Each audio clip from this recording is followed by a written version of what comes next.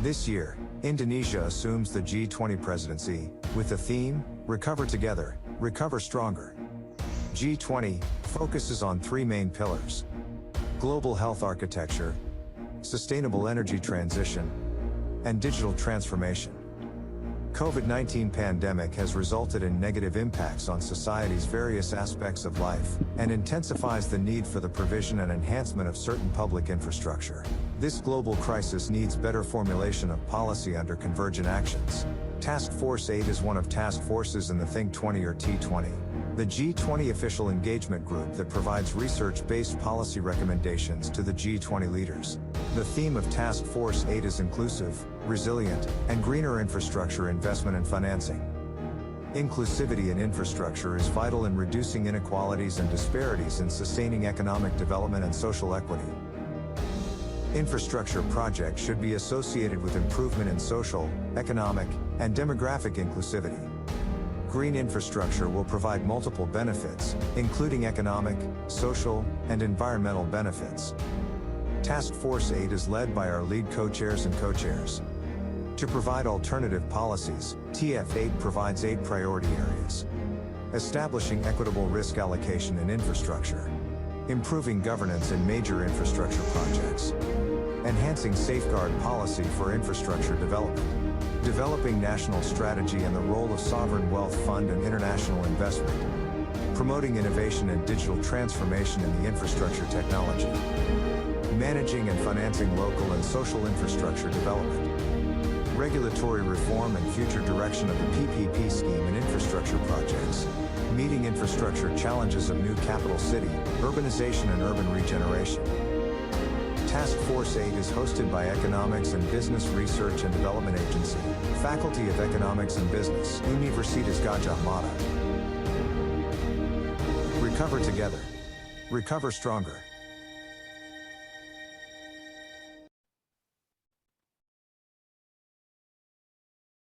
Thank you very much. I will now hand over to Mr. Parikesit.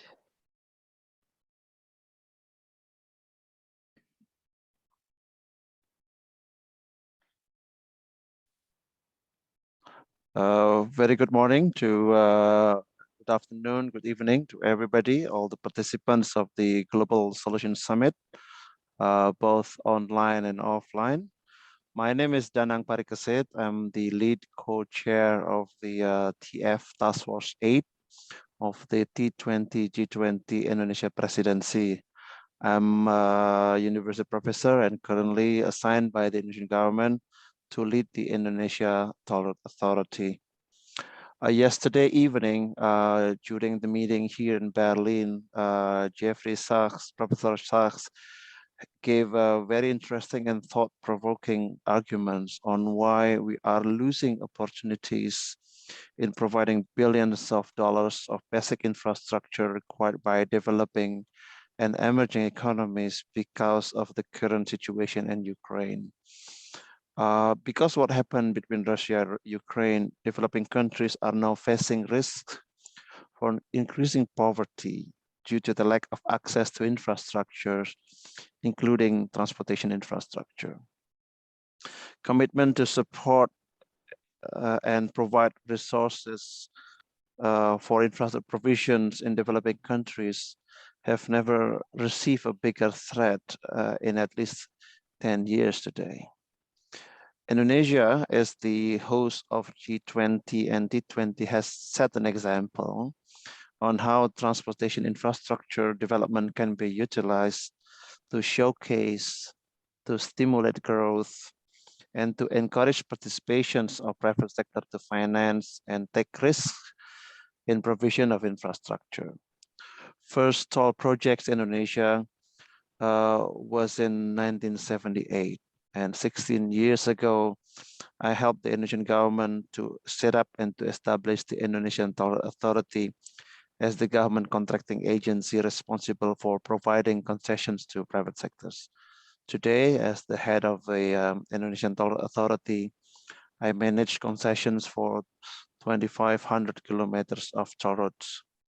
And the challenges we face today is to accelerate the provision of infrastructure while moving from expanding the infrastructure networks to improving the quality of infrastructure. In the G20 in 2019 in Japan, T20 introduced a task force on infrastructure. They came with the ideas of quality infrastructure, terms related to the development sustainability. Since then, T20 is looking for a strategy to achieve this objective. And now as a momentum, it has a momentum when G20 Indonesia presidency introduced the 3 pillars of 2022 G20, namely global health infrastructure, digital transformation, and energy transition for decarbonizations. This morning, this session, we will learn from the keynote speaker and the panelists on the relevance of digital transformations as a cost-effective way to help reduce the CapEx and OpEx of infrastructure provisions, and also as an exit strategy to accelerate infrastructure developments. There are 2 questions that we have today that we hope the distinguished panelists are able to respond and to recommend these important gatherings of T7 and T20. First, how can we learn from Indonesia's case on the use of digital transformation and the infrastructure development? And secondly, how can we jointly, collaboratively, and persuasively T7 and T20 can encourage G7 and G20 leaders to have a platform for such a digital transformation. Now, without taking much of your time, I will introduce the keynote speaker of the session, His Excellency Luhut Binsar Panjaitan, the Coordinating Ministry of Maritime Affairs and Investment of the Republic of Indonesia. Unfortunately, he cannot join with us today live, but he is sending his message and the recorded videos on how he, as a coordinating minister, see the way to go forward. So I will ask the committee to play the videotape, and then I will continue in having a discussion and respond from the panelists.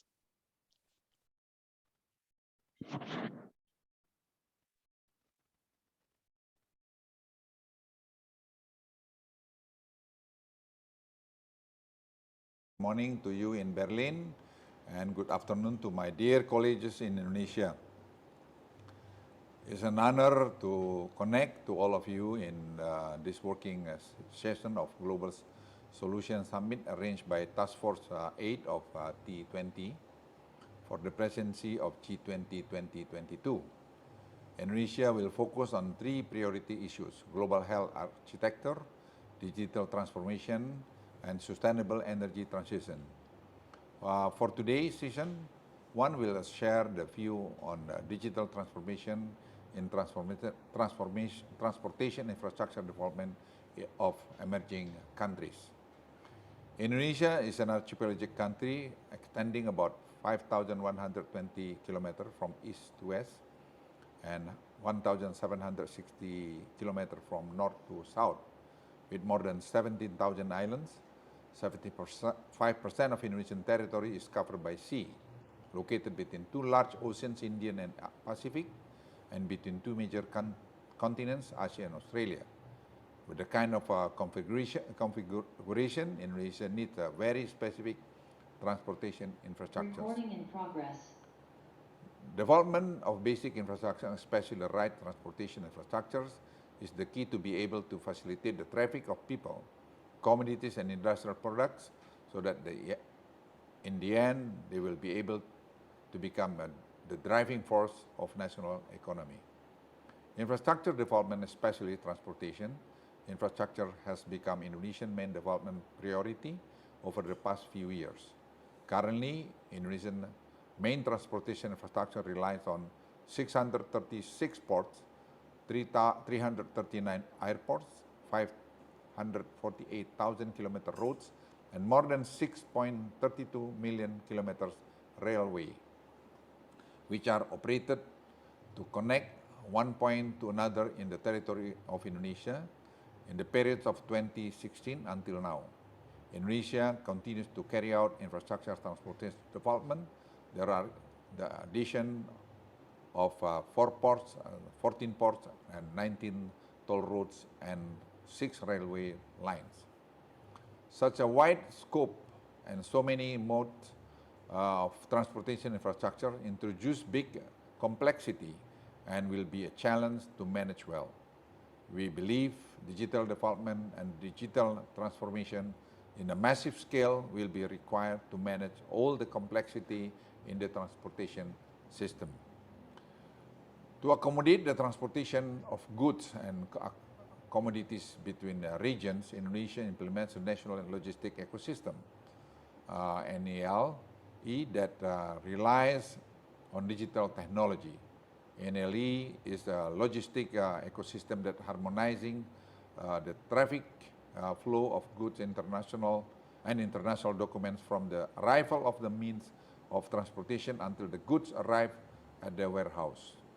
The NLE program is oriented towards collaboration between government and private agencies through 3 main strategies. First, creating efficient regulation and excellent service standards by implementing simplification and eliminating repetition and duplication of businesses process. Second, collaboration the government services with business platform in the logistics sector. Third, creating the right logistics spatial planning strategy supported by the information technology system that can create digital collaboration over the entire logistic process in one platform. To facilitate the mobility of people and passengers, digital transformation is needed to improve services, efficiency, and increase safety assurance of people movement from one point to another through integrated modes of transportation. Soon, we are also going to start building Nusantara, our new capital city, which is intended to be a green and smart city, a world-class city for all. Digitalization in transportation sector will be a major theme in there as well.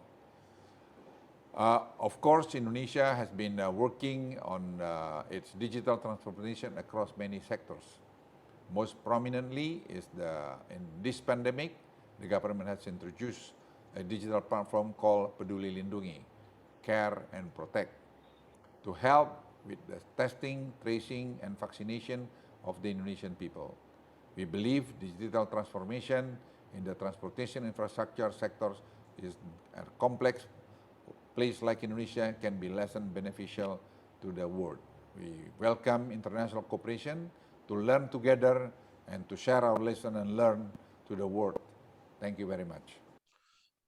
So thank you so much, His Excellency, the Coordinating Minister Luhut Binsar Panjaitan, for sharing the thought of the Indonesian government to all the participants of this Global Solution Summit. Let me just move on to the first panelist. I would like to introduce Mr. Rajat Agarwal. He is the partners of McKinsey.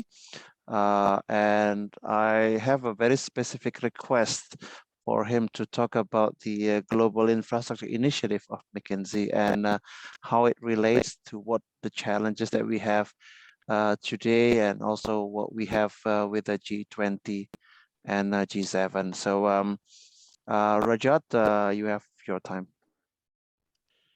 Thank you, terima kasih, Pak Danang.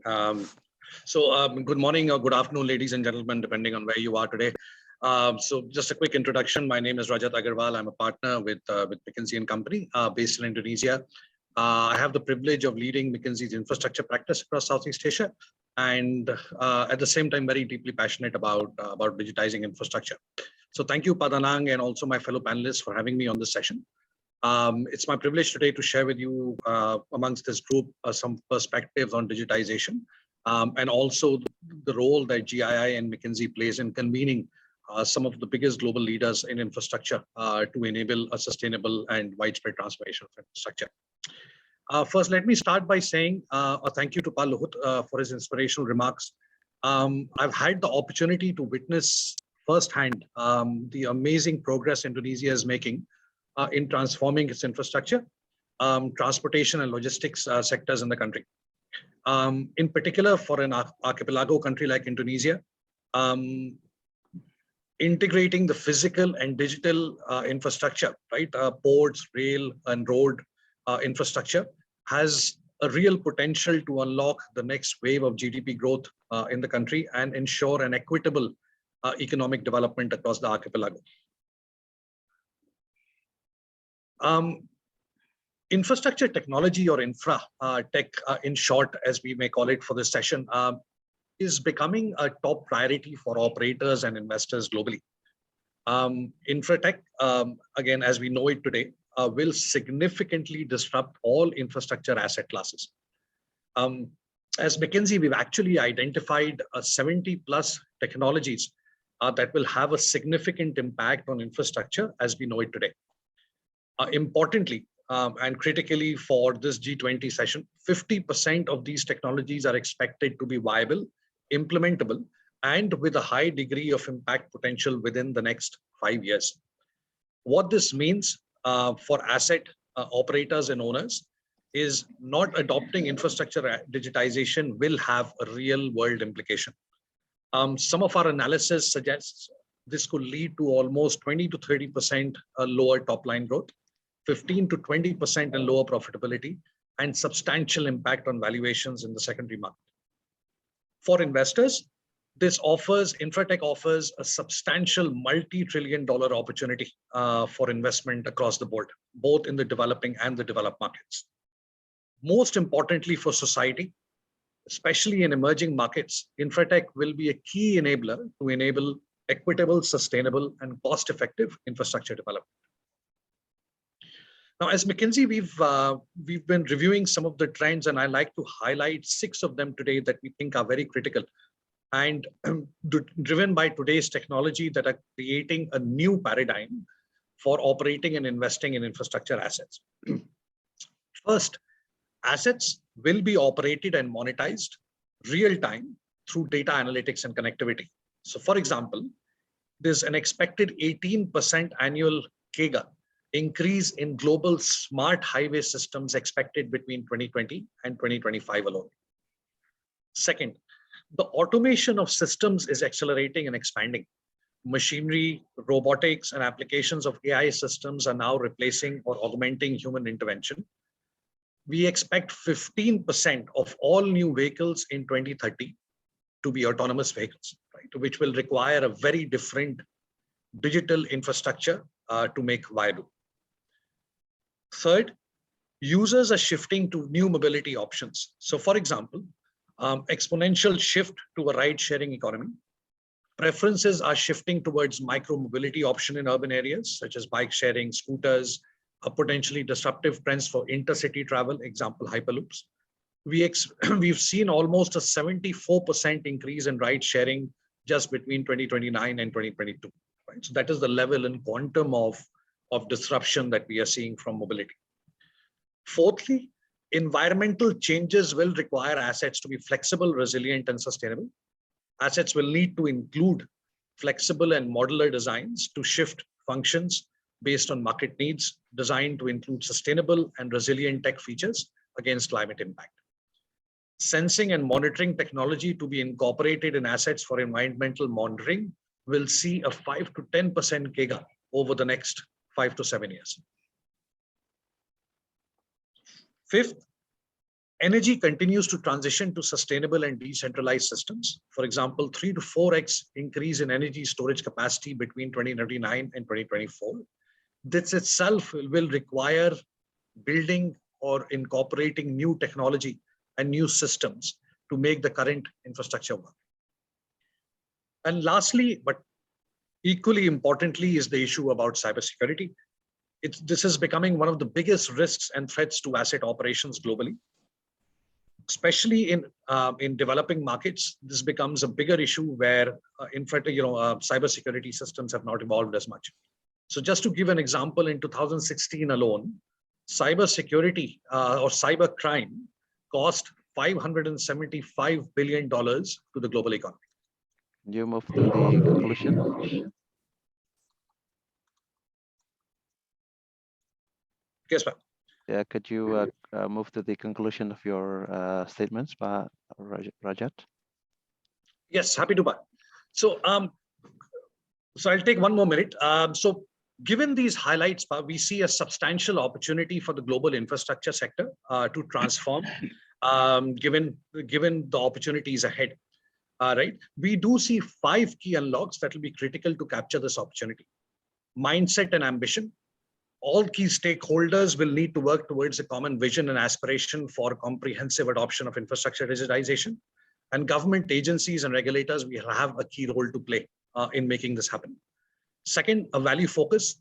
Any use cases that are to be deployed needs to translate into real value, either economic or social. Therefore, a clear prioritization relevant to the local context will again be key to avoiding the perennial pilot trap. Thirdly, partnerships. Given new partnership ecosystems will be developed as technology and service providers become key stakeholders. Existing stakeholders will need to play a greater role, and society will need to be co-opted early to ensure longer-term success. Fourth, risk sharing. New technology and business models come with attendant risks. A collaborative approach, ensuring the right risk allocation and sharing across key stakeholders will become critically important. And finally, capability building, where operators, investors, and governments will need to take stock of their capabilities, particular technological capabilities, how much of that to build in-house versus outsource to new technology partners, and enhance those capabilities to adopt successful digitization of infrastructure. So thank you again for the opportunity to speak today, and looking forward to the Q&A session. So thanks, Rajat. And let me move on to the second panelist. Let me introduce her. She is Ms. Frederica Jossen, Freda, and she is from the African Center for Economic Transformations, our partners and one of the co-chairs in the Task Force 8.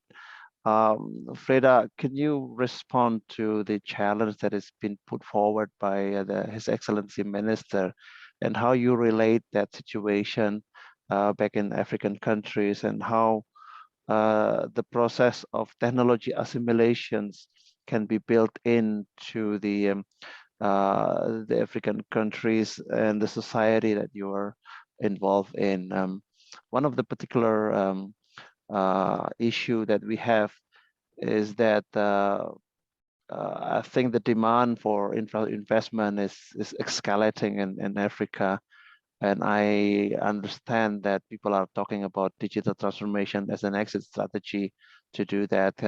Can you respond to that, Freda? Sure, thank you so much, Mr. Chair and Honorable Minister, distinguished panelists, and my fellow colleagues.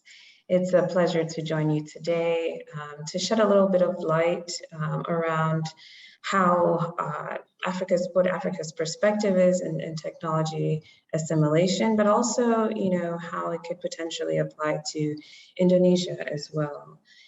So I think we all know that the prospects of expanding economic growth and human mobility present challenges to transportation, especially carbon emissions, traffic. They all lower the efficiency of travel, they increase costs, they impact productivity. However, all of us, not just civil society, governments, private sector, have the opportunity to use digital technology to transform our societies. And I love that the minister alluded to that. And at Asset, we believe that governments must move past just economic growth. We saw a lot of African countries, for instance, some decades ago with single-digit growth, but that didn't really impact or actually transform their economies. And so within our framework, which is called the Growth with Depth framework, we are saying that governments need to do more, diversify, look at export competitiveness, productivity, technological upgrading that really contributes to human well-being. And technological upgrades like Indonesia's platform, for instance, along with others, ride sharing, smart tracking, all of these can drastically improve the efficiency of transportation. But the question really remains as to how they can effectively be assimilated, and that's what you're asking. So on one hand, these advances have paved the way for facilitation of multi-stakeholder engagement in the infrastructure development process, for instance. Technology has democratized civic engagement, and from a civil society perspective, it can be leveraged to ensure that the public's voice is taken account into infrastructure decision-making, for instance. But on the other hand, and for instance, governments can leverage these platforms to monitor, the inclusion of safeguards and economic, social, environmental impacts. But on the other hand, the gaps in investment that you alluded to, and the use of digital services and spatial inequalities can also limit this potential. And so in African countries, particularly, we realize that before we can use some of these smart technologies, we require investments in energy, in connectivity infrastructure, and this is similar in many emerging economies. I think over 600 million Africans, for instance, are still not connected to broadband, for instance. And so how can you leverage this if the underlying infrastructure is not there? But also implementation of these types of technologies really have implications for policy and regulatory reform.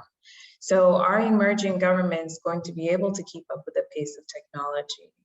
A lot of times we see that some of these legacy systems are difficult to modernize, and the speed of infrastructure lags behind the speed of technology and policy. In Ghana, for instance, I'll give you an example. We have a company called Solar Taxi that's beginning to assemble solar-powered bikes and importing electric cars. But without the infrastructure in place for electric vehicles, it's had to initiate home installations of charging systems on its own. Something that, for instance, government should be supporting in doing. And we see this in other places as well with ICT infrastructure. So going forward, how do we address this? How do we work together, especially civil society actors? So ASET's African Transformation Report recommends 4 areas. The first is that our governments must adopt long-term strategies and plans to phase these technologies in a way that supports development. Indonesia, for instance, is already on this path. A great example. And civil society actors can play a vital role in ensuring that infrastructure is indeed sustainable, and that we're not only doing projects right, but we're doing the right projects, projects that are suitable for our context and meeting us where we are in terms of technology. Secondly, all stakeholders must work together to make projects more attractive for investment. We need investment, but private sector also needs to cut down on project cycle times, and we need to help them do that. So I know that in some cases, civil society groups have helped to ensure transparency in infrastructure investments and in the delivery of projects by monitoring project delivery and tracking safety and quality issues. Thirdly, we need to integrate our digital innovation ecosystems that support digital transformation. And so civil society can help provide those kinds of platforms for multi-stakeholder engagement. And then finally, I think one of the things that are too easily forgotten is that we need to build the human capital to support these kinds of digital transformation. This civil society can help by supporting with the training needed to prepare our labor force for these 4 IR technologies, and promote digital and STEM skills in TVET, for instance. So there's a lot to do. We all play our role, but I think I'll stop here and continue. Okay, thank you, Freda. Thanks so much. And I think what you said is actually a nice introduction to the next panelist, which is Mr. Rico Ustavia France. He is the vice chairman of the Indonesia Payment System Association. The one is actually doing the job on the field.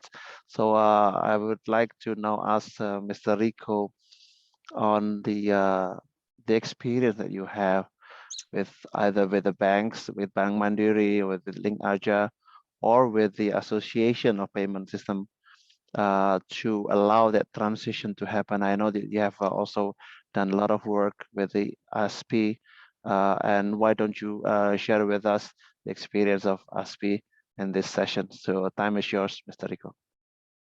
Thank you, Danang. Distinguished participants and panelists, good morning to you in Berlin and good afternoon to you in Indonesia. It is an honor for me to represent ASPI, Indonesian Payment System Associations, in this working session. And in these sessions, I would like to share our view regarding the Indonesian digital payment readiness for transportation infrastructure operations. In the past decade, Indonesia has been developing our national payment infrastructures to support the real economic activities. ASPI was founded in 2011 as an SRO, self-regulatory organizations, to help Bank Indonesia to develop national payment industry. While Bank Indonesia focuses on the macro regulatory aspects, ASPI is more on the micro and technical aspects. So we believe as an industry, we have most of the components that we need to support our national transportation infrastructure operations. We have a quite complete payment instruments. We have debit card, credit card, electronic money at the chip-based or server-based e-money. And also from the payment channel perspective, we have 100,000 ATM, 1.8 million EDC machines, hundreds millions of mobile internet banking registered users. We have millions of merchants who have been adopting the QR payments.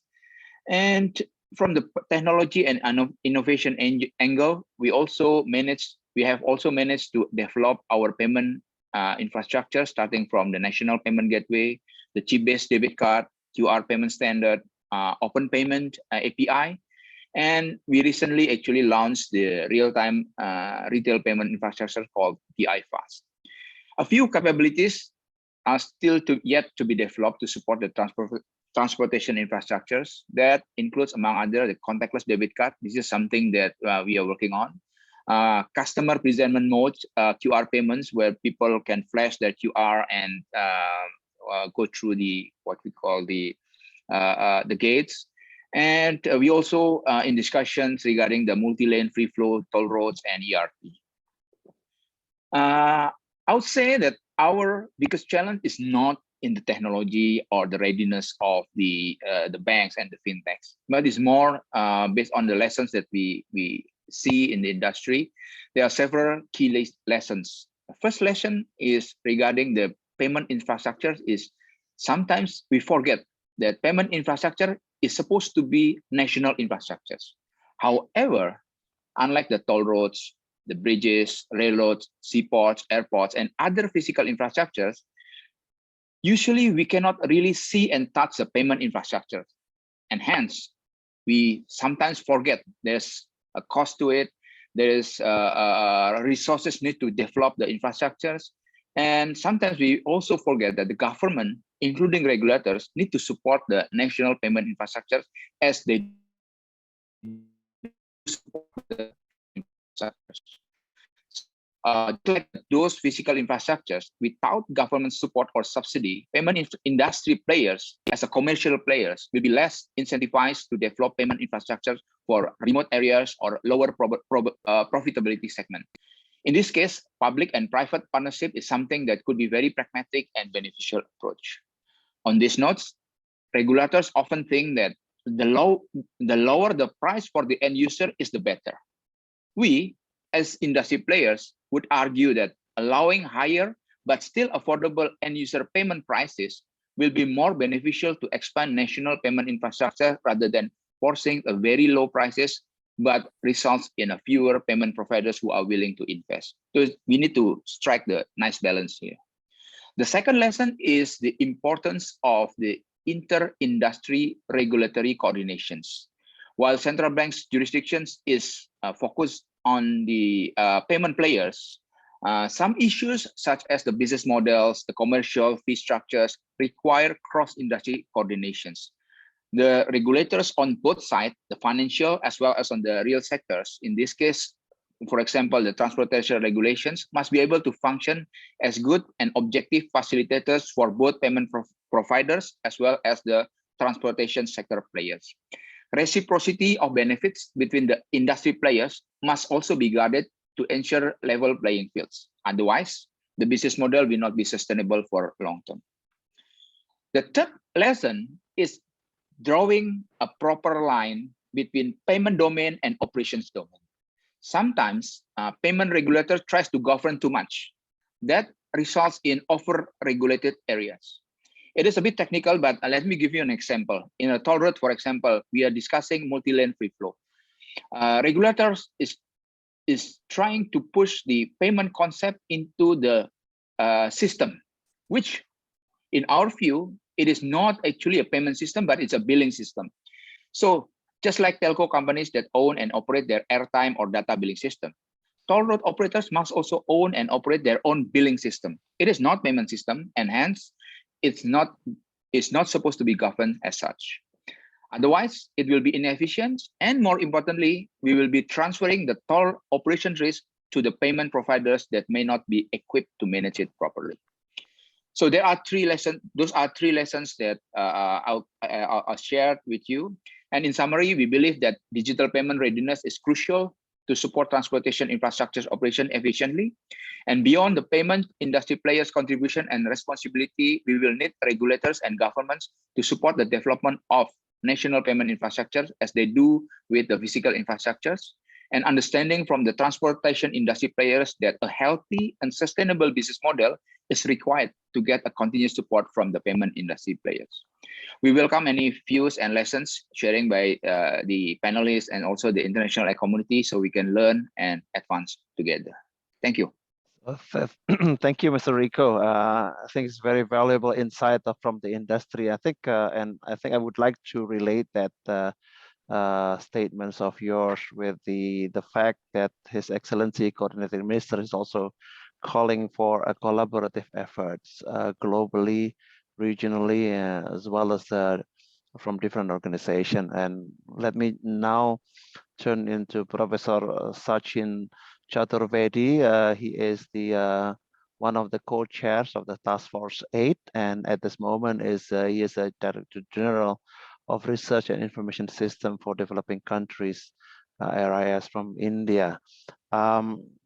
Professor Sachin, I think there's been a lot of discussion about the international collaborations and international cooperation in this area, and I think how you see actually what kind of thing that needed from both G7 and G20, and how can we actually move forward from the situation we have today. So this time is yours. Thank you. Thanks, Professor Danang. I think it's a great pleasure joining the panel. We heard the Honorable Minister who has set out the right tone, and further we heard Rajat who has outlined the broad contours of how countries are coping up with FREDA, actually very ably expanded in terms of covering the interests and the persuasions which developing countries have, and Rico has really laid out the payment architecture. I think you are absolutely right in terms of identifying the broad contours of cooperation and identifying the areas where developing countries can actually bring in. And G20, in my view, can help in terms of identifying these new models for partnership, both for infrastructure management, especially developing systemic resilience strategies that are needed for infrastructure and transport system, but also in terms of establishing the right policy contours. And as we heard Rico, and I think he has very rightly emphasized in terms of how we connect payment gateways, and something that India is experimenting right now. And if I just pick up one example, Professor Danang, it comes in from simple toll payment through radio frequency identification technology, RFID, and this is something which is saving millions of dollars for countries where you see huge queues outside toll plazas, and by simply connecting it with the payment gateway, you can reduce it. You can enhance the ability of the countries to collect the payment architecture, trying to identify opportunities for contribution and taking it forward. In that respect, I have a quick 5 points, Professor Danang, and I would be very quick. First and foremost, I think I would pick up the point that Freda made and would very much like to emphasize it, is in terms of skill development. The skill development at multiple levels that you need. It is not just infrastructure, but also in terms of making that infrastructure affordable. To make that inclusive with the innovation policies that you need for industry-wide applications and at multi-level government systems and at the institutional level. So how and what kind of skills you need, and if I go back to my example of RFID, you need collection systems, you need national highway authorities to be connected, the local municipal corporations, and also the systems which are going to deliver that. And that is something which is going to ensure that the access and equity that Rajat alluded to are very much part of the strategies that are being taken. So that, I think, gives the major expansion that we need. The second point comes in from the coordination, and that coordination, Professor Dabang, comes from the idea of what is called as ATMS, Advanced Traffic Management System. So how you bring in some of those technologies where more coordination is required, whether you are talking about the traffic management for smart cities, or you are talking about transportability and efficient, seamless flow of metro to smaller cities to further up. That kind of coordination that is needed would be important. My third point is very much about the idea of various verticals where regional cooperation or cooperation at the G20 level would be extremely important. It would be in terms of identifying the broadband, the bandwidth that is needed for affording those technologies, to bring them in as part of universal access to mobility and connectivity, the public internet access programs, electronic manufacturing that is needed, the e-governance issues, the information for all, or IT, etc. So those are the larger areas where you need participation and you need to bring in the system. It may be in terms of intelligent traffic systems or intelligent traffic lights, etc. But even if we leave that aside, more or less a cooperation where some of these technologies are out of patent protection would be important, and the cost of that would not be very high. So that's the second part of it. The third is more in terms of how the mass transport system, the railways, that can be connected, and or even other forms of mass movement. But basically, the mass movement where you require greater efforts in terms of digitalization and its impact, both in terms of identifying but also taking it forward. The fourth point is very much about the nature of technologies that you need, and there again, cooperation part is important, both for artificial intelligence, as Rajat mentioned, but also in terms of wireless connectivity. And they 5G, etc., would require greater efforts. The transcontinental partnership for 6G is already on, and they will require a greater component. And associated with that is my last point in terms of identifying the global governance of new technologies which are being introduced.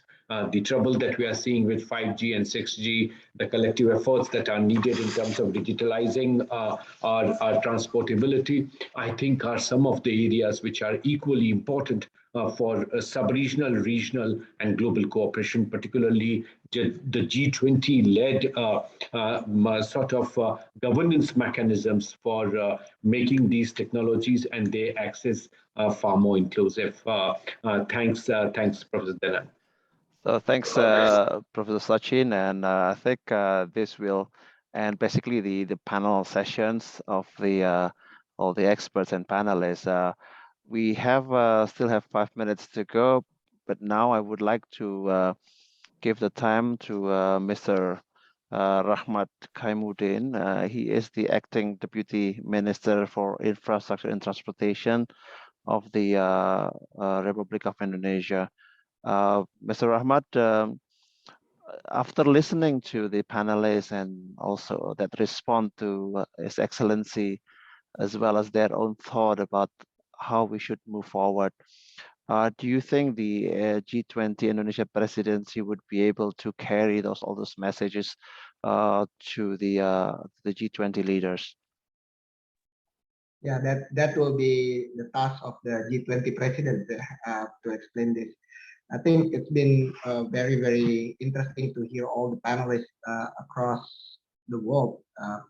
And I think it gives us very positive confidence that digitizing things that even like, as manual or as physical as transportation is possible. I myself came from digital industry before. We are very familiar with e-commerce, with ride-hailing, the digital native business. But yes, as Mr. Minister mentioned as well, and as the panelists mentioned as well, that even though even in the transportation sector, people can digitize it, and there's a lot of room for us. I think this is something that we will push forward. Every country is unique. Every country has their own experience, and we can learn from each other. So I'm very positive, Mada. This is something that we have to mention in the G20. So thank you, Mr. Rahmat, the Deputy Minister of the Coordinating Ministry of Maritime Affairs and Investments. And this is certainly a lot of more issues to discuss. I know in the chat box there are several questions that raised to the panelists, but I think we need to end our conversation. And for the distinguished keynote speaker panelists, indeed we have learned from the keynote speakers and panelists on how we can and how we should move forward to push for digital transformation agenda in the infra development. In the short period of our discussion time, we have learned key messages from the panelists. All experts and panelists have given their thought on the issue, and I, as the lead co-chairs of the Task Force 8, Infrastructure Investment Financing, will certainly bring this wealth of knowledge to the next forum that we acquired today for more in-depth discussion in the task force. Certainly, me and Professor Sachin will be keen so much to bring these issues forward and discuss it within our groups, among the engagement groups within the T20 task forces, and to facilitate the G20 member states to implement our recommendation. We will have several other venues and discussion platforms before our recommendations take place, and T7 and T20 communique submitted to G20 and G7 leaders. This is certainly a very enlightening session for us. So once again, thank you so much for all the panelists and keynote speaker. Stay healthy. See you later, and thank you. Bye from Berlin. Thank you. Thanks, Danang. Thank you. Goodbye. Thank you. Goodbye. Goodbye. Thank you. Bye.